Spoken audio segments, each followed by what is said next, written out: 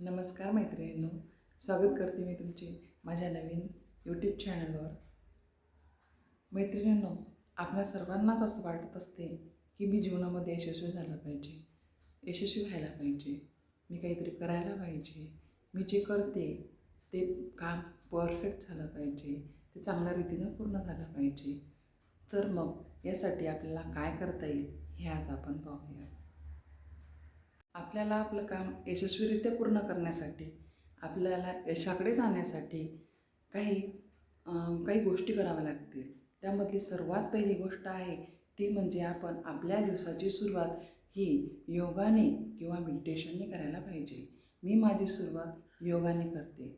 Meditation, yoga किंवा मग फिरायला जाणे, थोडाफार व्यायाम करणे ह्या गोष्टी आपल्याला दिवसभर उत्साही ठेवतात, पॉझिटिव्ह ठेवतात आणि ज्यामुळे आपल्याला प्रत्येक काम करण्यात एक उत्साह येतो आणि आपलं काम यशस्वीरित्या पूर्ण होते. तर त्यासाठी पहिली गोष्ट म्हणजे आपण योगाने किंवा मेडिटेशनने सुरुवात करणे ही आपली पहिली यशाची पायरी आहे असं आपण म्हणूयात. त्यासाठी योगाने सुरुवात करायला आजपासूनच सुरुवात करा. नंबर 2, जर तुम्हाला यशस्वी व्हायचं असेल तर दुसरं म्हणजे तुम्हाला पॉझिटिव्ह अफर्मेशन स्वतःला देणं आजपासूनच सुरू करायचं आहे. मी सुद्धा मला पॉझिटिव्ह अफर्मेशन द्यायला सुरुवात केलेली आहे. रात्री झोपताना आणि सकाळी उठल्यावर योगा केल्यानंतर मी स्वतःला पॉझिटिव्ह अफर्मेशन देते की ज्या अफर्मेशन मला खरोखर खूप प्रेरित करतात, उत्साही ठेवतात आणि दिवसभर पॉझिटिव्ह ठेवतात. पॉझिटिव्ह अफर्मेशन स्वतःला दिल्याने एक प्रकारची पॉझिटिव्हिटी आपल्यात येते आणि काम करण्याची जी उमेद आहे ती आपल्यामध्ये निर्माण होते. त्यासाठी पॉझिटिव्ह अफर्मेशन हे अतिशय महत्त्वाचे आहे आणि त्या आपण केल्याच गेल्या पाहिजे. तिसरी गोष्ट म्हणजे आपण आपलं डेली दिवसाची दिनचर्या आपण ही ठरवली पाहिजे. मी सुद्धा माझी एक डायरी केलेली आहे की ज्या डायरीमध्ये मला दिवसभरामध्ये कोणकोणती कामं करायची आहे ते आधी प्रायोरिटीनुसार लिहिते आणि त्यानुसार आणि त्या क्रमाने माझे काम करायला सुरुवात करते. असे केल्याने जर मी आज 10 काम ठरवले असतील त्यापैकी 8 ते 9 काम मी अगदी यशस्वीरित्या पूर्णपणे चांगल्या रीतीने पूर्ण करते.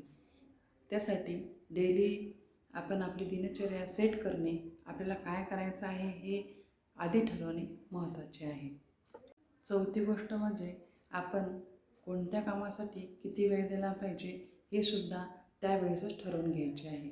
जर आपण एखाद्या कामासाठी खूप वेळ देत असू, जसं आपण मोबाईल पाहण्याला किंवा टी व्ही पाहण्याला भरपूर वेळ देतो, मोबाईलात तर आपले तासनतास चालले जातात. यामुळे काय होतं की बरेचसे कामं जी अतिशय महत्त्वाची आहेत ती आपण पूर्ण करू शकत नाही. तर मग आपल्याला कोणत्या कामासाठी किती वेळ द्यायचा आहे त्याच्या महत्त्वानुसार आपल्याला आपला दिवस ठरवायचा आहे आणि त्याप्रमाणे नियोजन करायचं आहे. आणि यशस्वी होण्यासाठी 5वी गोष्ट म्हणजे वेळेचा सदुपयोग. प्रत्येक क्षणाचा आपण अतिशय व्यवस्थितरित्या उपयोग केला पाहिजे. आपण बऱ्याच वेळा तासनतास असेच वाया घालवतो ज्यामुळे आपण आपले काम कधीही चांगल्या रीतीने पूर्ण करू शकत नाही.